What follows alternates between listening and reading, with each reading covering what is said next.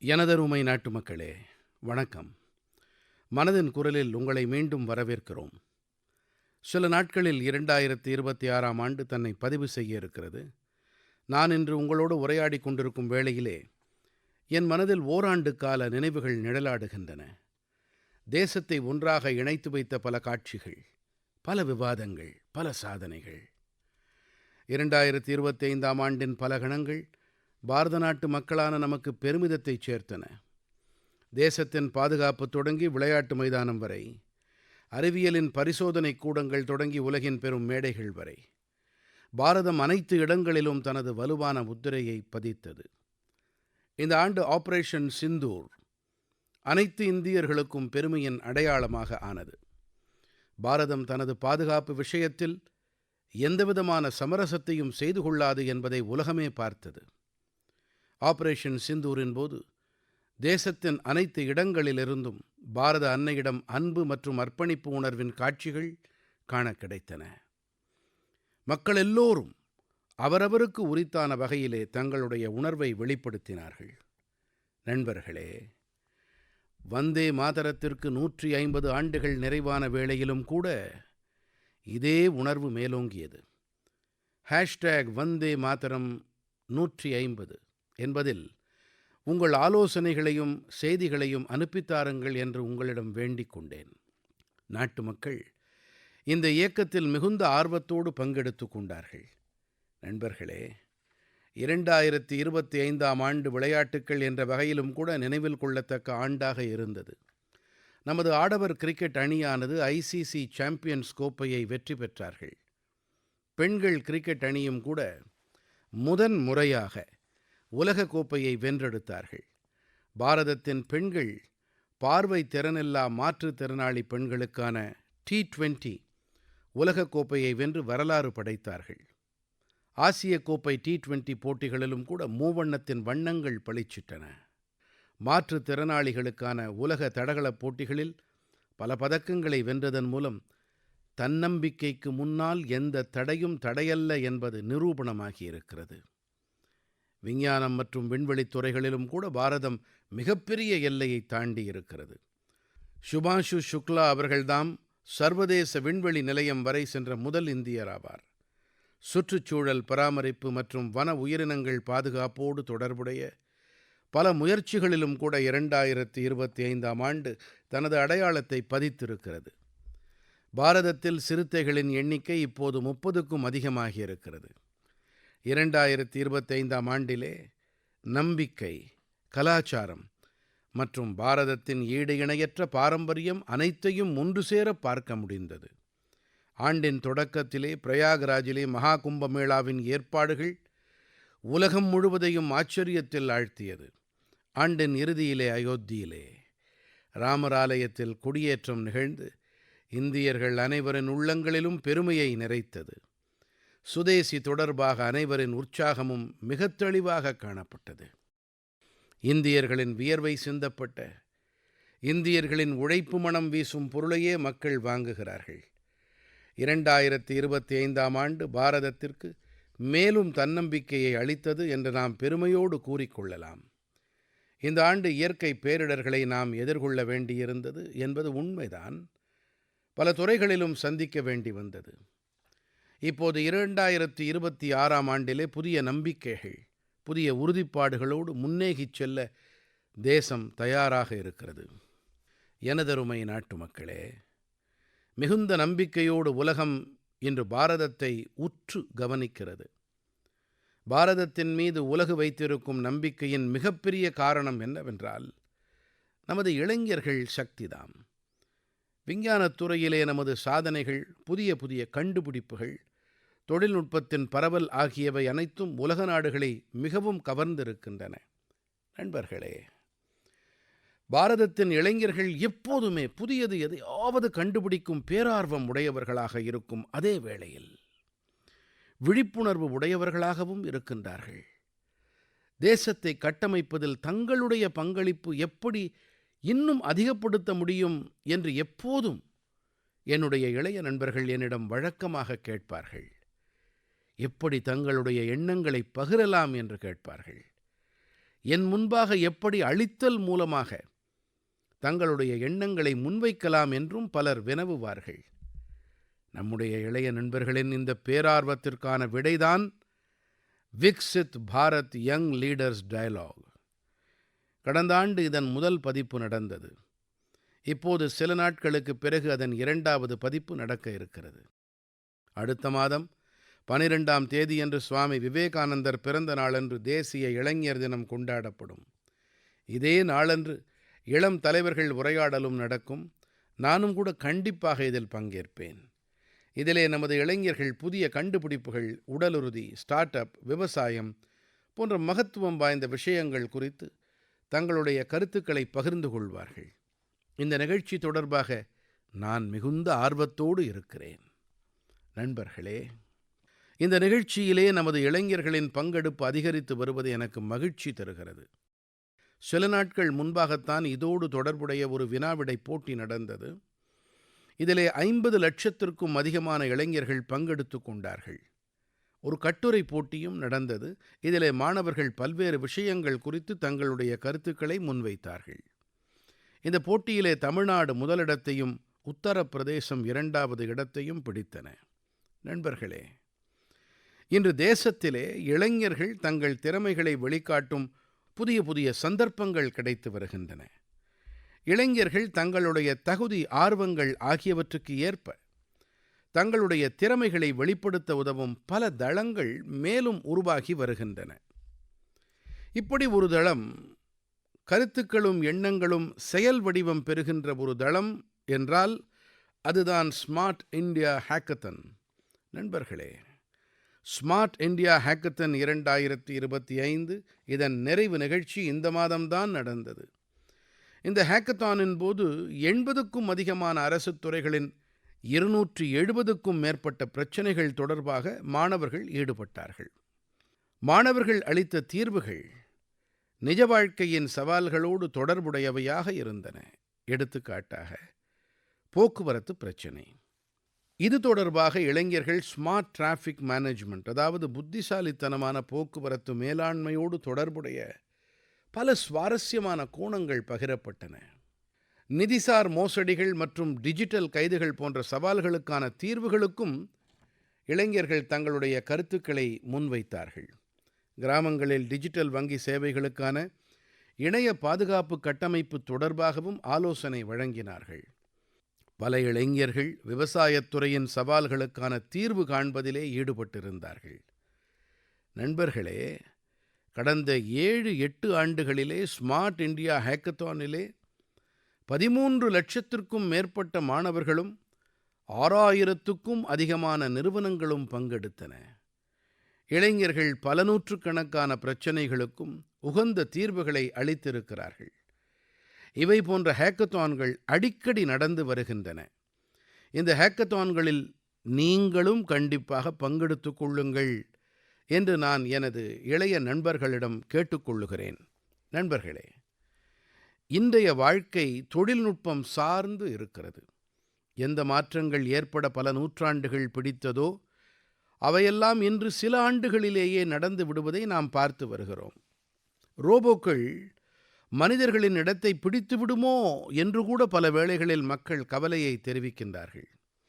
இப்படிப்பட்ட மாறிவரும் காலத்திலே மனித மேம்பாட்டின் பொருட்டு நாம் நமது வேர்களோடு இணைந்திருக்க வேண்டியது அவசியமாகிறது.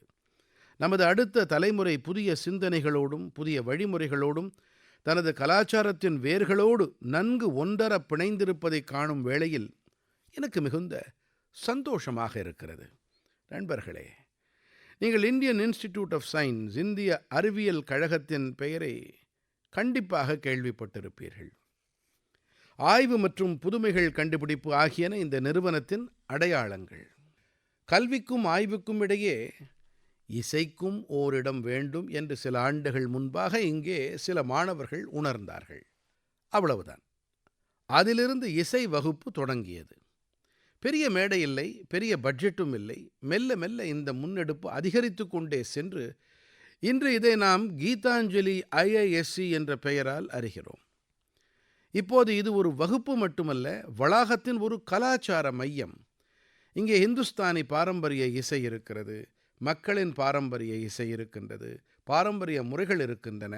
மாணவர்கள் இங்கே அமர்ந்து கொண்டு சாதகம் செய்யலாம். பேராசிரியரும் உடனமர்வார். அவர்களுடைய குடும்பத்தாரும் இணைகிறார்கள். இன்று 200க்கும் மேற்பட்ட மக்கள் இதோடு இணைந்திருக்கிறார்கள். இதில் சிறப்பான விஷயம் என்னவென்றால், யார் அயல் நாடுகளுக்குச் சென்று விட்டார்களோ அவர்களும் கூட இணைய வழியில் இணைந்து இந்த குழுவோடு தொடர்பை வலுவாக வைத்திருக்கின்றார்கள். நண்பர்களே, நமது வேர்களோடு இணையும் இந்த முயற்சி பாரதத்தோடு மட்டும் கட்டுப்பட்டு இருக்கவில்லை. உலகின் பல்வேறு இடங்களிலும் அங்கே வசிக்கும் பாரத நாட்டவர்கள் தங்களுடைய பங்களிப்பை அளித்து வருகின்றார்கள். மேலும் ஒரு எடுத்துக்காட்டு நமது தேசத்திற்கு வெளியே நம்மை இட்டுச் செல்லுகின்றது. அந்த இடம்தான் துபாய்.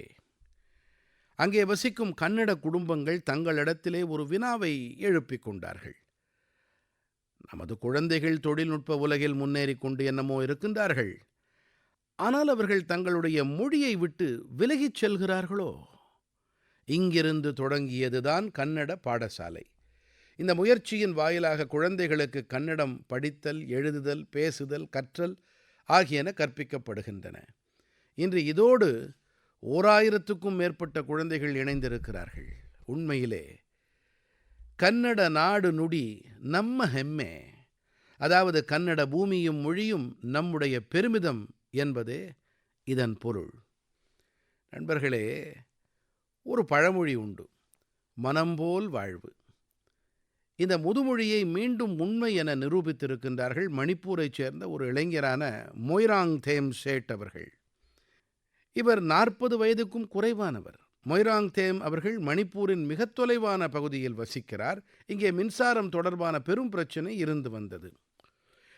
இந்த சவாலை எதிர்கொள்ளும் வகையில் இவர் உள்ளூர் மட்டத்திலேயே ஒரு தீர்வை கண்டுபிடித்தார். அந்த தீர்வு சூரிய சக்தியால் கிடைத்தது.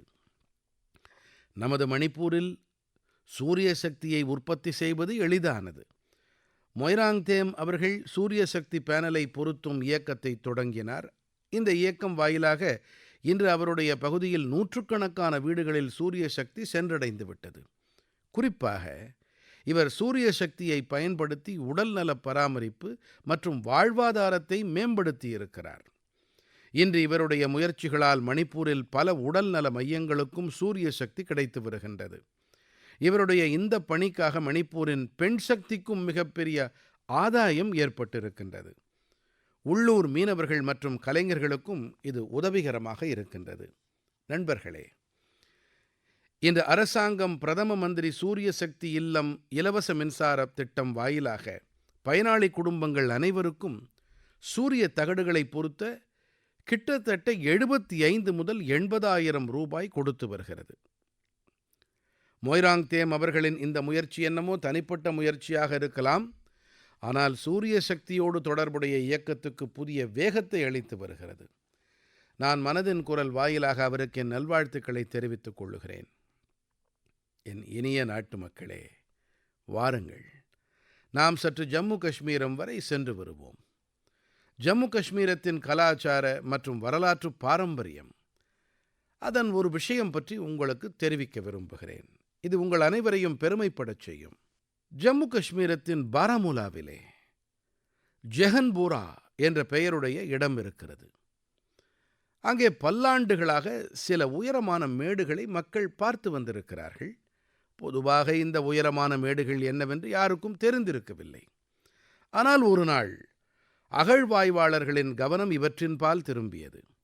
அவர்கள் இந்த பகுதியை கவனமாக ஆராய்ந்தபோது இந்த மேடுகள் வித்தியாசமானவையாகப்பட்டன. இதன் பிறகு இந்த மேடுகளை அறிவியல் பூர்வமாக ஆய்வு மேற்கொண்டார்கள். ட்ரோன்கள் வாயிலாக மேலிருந்து படங்கள் எடுக்கப்பட்டன. தரையின் வரைபடம் உருவாக்கப்பட்டது. அதன் பிறகு திகைப்பை ஏற்படுத்தும் விஷயம் புலனாகியது. இந்த மேடுகள் இயற்கையாக உருவானவை அல்ல என்பது தெரிய வந்தது. இவை மனிதனால் உருவாக்கப்பட்ட ஏதோ பெரிய கட்டிடத்தின் மிச்சங்கள். இந்த வேளையில் மேலும் ஒரு சுவாரஸ்யமான விஷயமும் தெரிய வந்தது. காஷ்மீரிலிருந்து ஆயிரக்கணக்கான கிலோமீட்டர் தொலைவில் பிரான்ஸ் நாட்டின் ஒரு அருங்காட்சியகத்தின் ஆவண காப்பகத்தில் ஒரு பழைய மெல்லிய படம் ஒன்று கிடைத்தது. பாராமுலாவின் இந்த படத்திலே 3 பௌத்த ஸ்தூபிகள் காணப்பட்டன. காலச்சக்கரம் சற்றே பின்னால் சென்றது. காஷ்மீரத்தின் மிக்க பெருமை வாய்ந்த கடந்த காலம் நம் கண்களின் முன்னால் விரிந்தது. இது கிட்டத்தட்ட 2000 ஆண்டுகள் பழமையான வரலாறு. காஷ்மீரின் ஜேஹன்பூராவின் இந்த பௌத்த வளாகம் காஷ்மீரின் கடந்த காலம் என்ன, அதன் அடையாளம் எத்தனை வளமானதாக இருந்தது என்பதை நமக்கு நினைவுபடுத்துகிறது. என் மனம் நிறை நாட்டுமக்களே, நான் இப்போது பாரதத்தை விட்டு ஆயிரக்கணக்கான கிலோமீட்டர் தொலைவாக ஒரு சிறப்பான முயற்சி குறித்து கலந்து கொள்ள இருக்கிறேன். இது இதயத்தை தொடவல்லது. ஃபிஜியில் பாரத நாட்டு மொழி மற்றும் கலாச்சாரத்தை பரப்ப ஒரு பாராட்டுதற்குரிய முன்னெடுப்பு நடந்து வருகிறது. அங்கே இருக்கும் புதிய தலைமுறையினர் தமிழ் மொழியோடு இணைந்து கொள்ள பல நிலைகளில் தொடர்ந்து முயற்சிகள் மேற்கொண்டு வருகின்றார்கள். கடந்த மாதம் ஃபிஜியில் ராக்கி பகுதியில் அங்கிருக்கும் ஒரு பள்ளிக்கூடத்தில் முறையாக தமிழ் தினம் கொண்டாடப்பட்டது. அன்றைய தினத்தன்று குழந்தைகளுக்கு கிடைத்த மேடையில் அவர்கள் தங்களுடைய மொழியின் பெருமை குறித்து தங்குதடையின்றி உரையாற்றினார்கள். குழந்தைகள் தமிழில் கவிதைகளை உரைத்தார்கள், சொற்பொழிவு ஆற்றினார்கள், தங்களுடைய கலாச்சாரத்தை மெத்த தன்னம்பிக்கையோடு மேடையில் வெளிப்படுத்தினார்கள். நண்பர்களே, தேசத்திலும் கூட தமிழ் மொழியின் பரவலாக்கம் தொடர்பாக தொடர்ந்து பணிகள் நடந்து வருகின்றன. சில நாட்கள் முன்பாகத்தான் என்னுடைய நாடாளுமன்ற தொகுதியான காசியில் காசி தமிழ் சங்கமத்தின் 4வது பதிப்பு நடந்தது. இப்போது நான் உங்களுக்கு ஒரு ஒலிக்குறிப்பை ஒலிக்க இருக்கிறேன். நீங்கள் கேளுங்கள். தமிழில் பேச முயலும் இந்த குழந்தைகள் எந்த இடத்தைச் சேர்ந்தவர்கள் என்று கண்டுபிடியுங்கள் பார்ப்போம். வணக்கம். பாரத் அரசாங்கத்தால் ஓரே பாரதம் உன்னத பாரதம் நடத்தப்பட்ட காசி தமிழ் சங்கமம் 4 தமிழ் கற்போம். நான் ரொம்ப கார்க்கேன். உதாரணத்துக்கு ஏன்னு தமிழில் இன்ட்ரோடக்ஷன். காசியோடு பூமியில் நான் பாயல் பட்டேல் அரசு குயின்ஸ் இன்டர் காலேஜ் கி மாணவி. அனைவருக்கும் என் வணக்கம். நண்பர்களே, தமிழ் மொழியில் இத்தனை சரளமாக தன்னுடைய கருத்தை முன்வைக்கும் இந்த குழந்தைகள் காசியைச் சேர்ந்தவர்கள். இவர்களுடைய தாய்மொழி ஹிந்தி. ஆனால் தமிழ் மொழியிடம் கொண்ட ஈடுபாடு இவர்களை தமிழ் கற்க உத்வேகப்படுத்தி இருக்கிறது. இந்த ஆண்டு வாராணசியில் காசி தமிழ் சங்கமத்தின் போது தமிழ் கற்பது தொடர்பாக சிறப்பான கவனம் செலுத்தப்பட்டது. தமிழ் கற்கலாம் என்ற மையக் கருவை ஒட்டி வாராணசியின் 50க்கும் மேற்பட்ட பள்ளிகளில் சிறப்பு இயக்கம் நடத்தப்பட்டது. இதன் விளைவாக நாம் இந்த ஒலிக்குறிப்பை கேட்க முடிகிறது. என்ன பேரு வைஷ்ணவ். நான் நிவேதிதா சிக்ஷா சதன் பாலிகா இன்டர் காலேஜ் வாராணசி படிக்கிறேன். நான் காஷி தமிழ் கற்கலாம் 4.0 தமிழ் பாஷா பிக்கவும் இல்லுவம் கரேன். இந்த வயப்புக்கு பராதான நரேந்திர மோடி அவர்களுக்கு நான் நன்றி சொல்கிறேன். நண்பர்களே, தமிழ் மொழி உலகின் மிகவும் பழமையான மொழி. தமிழ் இலக்கியம் மிகவும் வளமையானது. காசி தமிழ் சங்கமத்தில் பங்கெடுத்துக் கொள்ளுங்கள் என்று நான் மனதின் குரலில் வேண்டிக் கொண்டிருந்தேன். இன்று தேசத்தின் பிற பாகங்களிலும் கூட குழந்தைகள், இளைஞர்கள் மத்தியில் தமிழ் மீதான ஆர்வம் அதிகரித்திருக்கிறது. இதுதான் மொழியின் பலம். இதுவே பாரதத்தின் ஒற்றுமை. நண்பர்களே, அடுத்த மாதம் நமது தேசத்தில் 77வது குடியரசுத் திருநாளை நாம் கொண்டாட இருக்கிறோம். இப்படிப்பட்ட சந்தர்ப்பம் வாய்க்கும்போது நமது மனம் சுதந்திரப் போராட்ட வீரர்களையும் அரசியல் சட்ட நிறுவனர்களையும் நன்றியுடன் நினைத்து பார்த்து உணர்வுமயமாகி விடுகிறது. நமது தேசம் விடுதலையடைய மிக நீண்ட போராட்டம் நடத்த வேண்டியிருந்தது. சுதந்திரப் போராட்டத்திலே தேசத்தின் அனைத்து பகுதிகளைச் சேர்ந்தவர்களும் தங்களுடைய பங்களிப்பை அளித்தார்கள். ஆனால் துரதிர்ஷ்டவசமாக சுதந்திரம் பெற்றுத்தந்த பல வீரர்களுக்கும் வீராங்கனைகளுக்கும் அவர்களுக்கு உரித்தான மரியாதையும் பெருமையும் கிடைக்கவில்லை. இப்படிப்பட்ட ஒரு சுதந்திரப் போராட்ட வீரர்தாம் ஒடிஷாவின் பார்வதி கிரி அவர்கள்.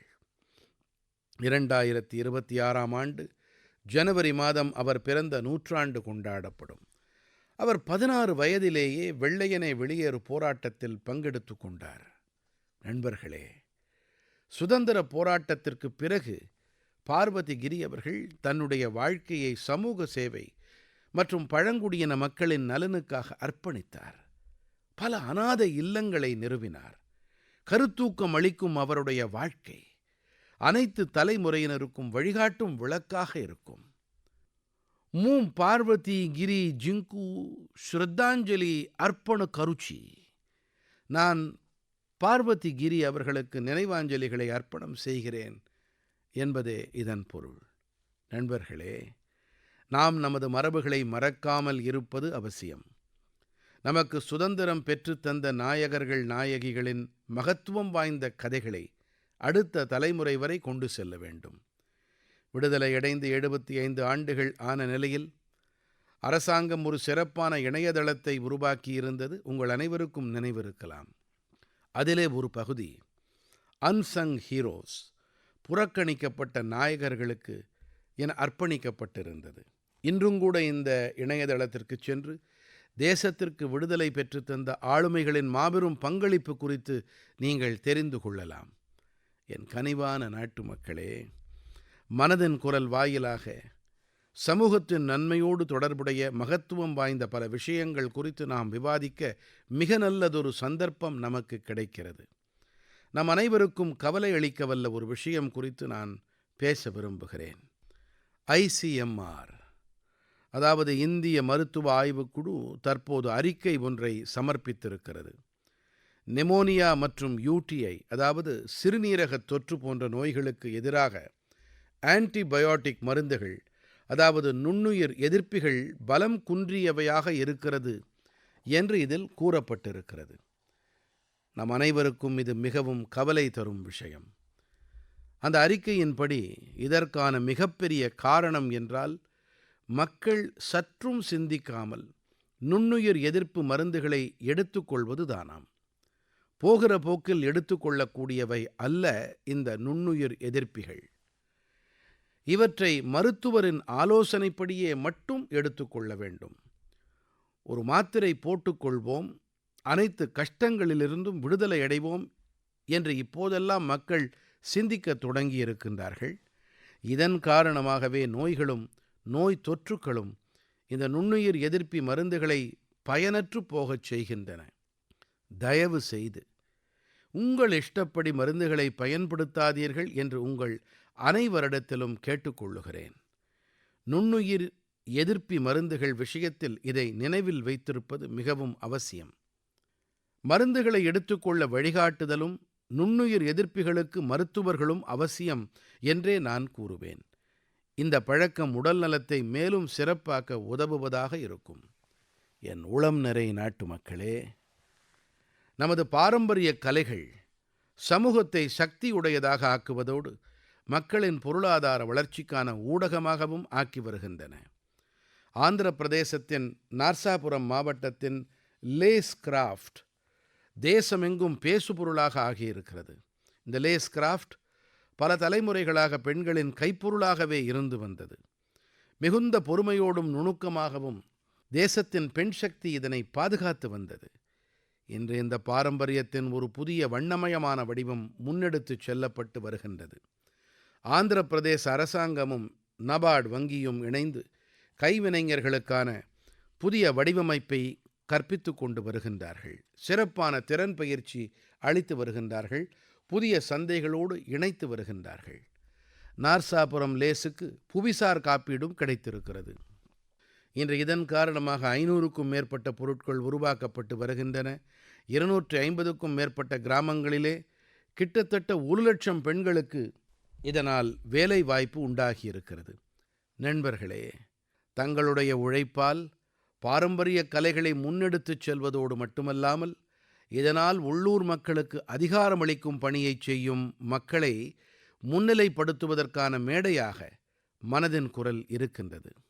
மணிப்பூரின் சுரா சாந்த்பூரின் மார்கரெட் ராம்தர்சியம் அவர்களுடைய முயற்சியும் இப்படிப்பட்டதுதான். இவர் மணிப்பூரின் பாரம்பரியமான பொருட்களை, அங்கிருக்கும் கைவினைப் பொருட்களை, மூங்கில் மற்றும் மரத்தாலான பொருட்களை ஒரு பெரும் தொலைநோக்கோடு அணுகியதால் இவர் தான் ஒரு கைவினைப் பொருள் கலைஞராக மட்டுமல்லாமல் மக்களின் வாழ்க்கையில் ஒரு மாற்றம் ஏற்படுத்தும் ஊடகமாகவும் ஆகியிருக்கிறார். இன்று மார்கரெட் அவர்களின் அலகில் 50க்கும் மேற்பட்ட கலைஞர்கள் பணியாற்றி வருகின்றார்கள். தன்னுடைய உழைப்பால் தில்லி உட்பட தேசத்தின் பல்வேறு மாநிலங்களில் தங்களுடைய பொருட்களுக்கான சந்தையையும் மேம்படுத்தி இருக்கிறார். நண்பர்களே, மணிப்பூரிலிருந்து மேலும் ஒரு எடுத்துக்காட்டு சேனாபதி மாவட்டத்தில் வசிக்கும் சோகோனே கிருச்சேனா அவர்களுடையது. இவருடைய மொத்த குடும்பமும் பாரம்பரிய விவசாயத்தோடு தொடர்புடையது. கிருச்சேனா அவர்கள் இந்த பாரம்பரிய அனுபவத்தை மேலும் விரிவாக்கினார். இவர் மலர்கள் பயிர் செய்வதை தனது ஆர்வமாக ஆக்கிக் கொண்டார். இன்று இவர் இதன் காரணமாக பல்வேறு சந்தைகளை இணைத்து வருவதோடு தனது பகுதியைச் சேர்ந்த உள்ளூர் சமூகங்களுக்கும் அதிகாரம் அளித்து வருகிறார். நண்பர்களே, பாரம்பரியமான ஞானத்தோடு நவீன தொலைநோக்கினை இணைத்து நாம் முன்னேறினோம் என்று சொன்னால் இது பொருளாதார வளர்ச்சிக்கான பெரிய ஊடகம் ஆகிவிடும் என்பதையே இந்த எடுத்துக்காட்டு காட்டுகிறது. உங்களுக்கு அருகிலே இப்படிப்பட்ட வெற்றி கதைகள் இருந்தால் கண்டிப்பாக அவற்றை என்னோடு பகிர்ந்து கொள்ளுங்கள். நண்பர்களே, நமது தேசத்திலே மிகவும் அழகான விஷயம் என்னவென்றால், ஆண்டு முழுவதும் தேசத்தின் ஏதாவது ஒரு பாகத்தில் உற்சவங்கள், கொண்டாட்டங்கள் நடந்த வண்ணம் இருப்பதுதான். பல்வேறு திருநாட்கள், பண்டிகைகள் இருக்கின்றன. இவற்றோடு கூடவே பல்வேறு மாநிலங்களில் அந்த வட்டாரத்திற்குரிய கொண்டாட்டங்களும் நடந்து வருகின்றன. அதாவது, நீங்கள் சுற்றி பார்க்க வேண்டும் என்று நினைத்து விட்டால் அனைத்து நேரத்திலும் தேசத்தின் எங்கோவது ஓரிடத்தில் ஏதாவது தனித்தன்மையான கொண்டாட்டம் காத்திருக்கும். இப்படிப்பட்ட ஒரு கொண்டாட்டம் இப்போது கட்சின் ரண் பகுதியில் நடந்து வருகிறது. இந்த ஆண்டு கட்சின் ரணோத்சவம் நவம்பர் மாதம் 23ஆம் தேதியன்று தொடங்கியது. இது பிப்ரவரி 20 வரை நடக்கும். இங்கே கட்சின் நாட்டுப்புற கலாச்சாரம், நாட்டுப்புற இசை, நடனம் மற்றும் கைவினைத் திறனின் பன்முகத்தன்மை காண கிடைக்கும். கட்சின் பாலை நிலத்தின் மீது வெண்ணிலவு கம்பளம் விரிக்கின்றது.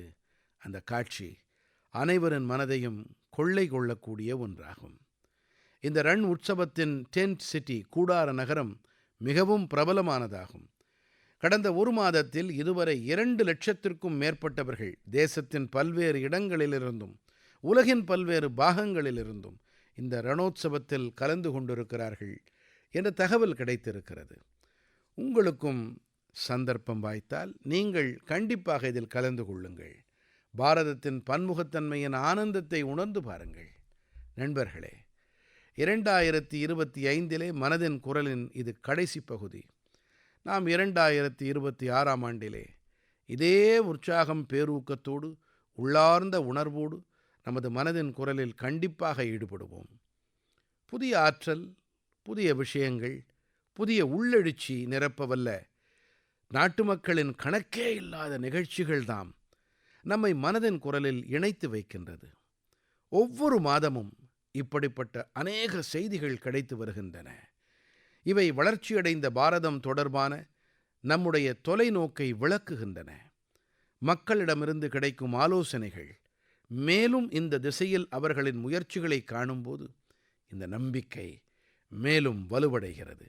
அதோடு கூடவே இவை அனைத்தும் என்வரை வந்து சேரும்போது வளர்ச்சியடைந்த பாரதம் என்ற நமது உறுதிப்பாடு கண்டிப்பாக மெய்யாகும். இந்த நம்பிக்கை நாளொரு மேனியும் பொழுதொரு வண்ணமுமாய் பலமடைந்து வருகிறது. 2026ஆம் ஆண்டு இந்த உறுதிப்பாடு மெய்யாகும் பயணத்தில் ஒரு முக்கியமான கட்டமாக இருக்கும். உங்களுடைய மற்றும் உங்கள் குடும்பத்தாரின் வாழ்க்கை நலத்தோடு இருக்கட்டும் என்ற நல்விருப்போடு இந்த பகுதிக்கு நான் விடையளிக்கிறேன்.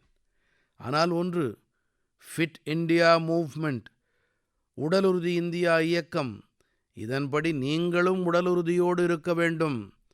இந்த குளிர்காலம் உடற்பயிற்சிக்கு உகந்த காலம். கண்டிப்பாக உடற்பயிற்சியை மேற்கொள்ளுங்கள். உங்கள் அனைவருக்கும் 2026ஆம் ஆண்டிற்கான பல நல்வாழ்த்துக்கள். நன்றி. வந்தே மாதரம்.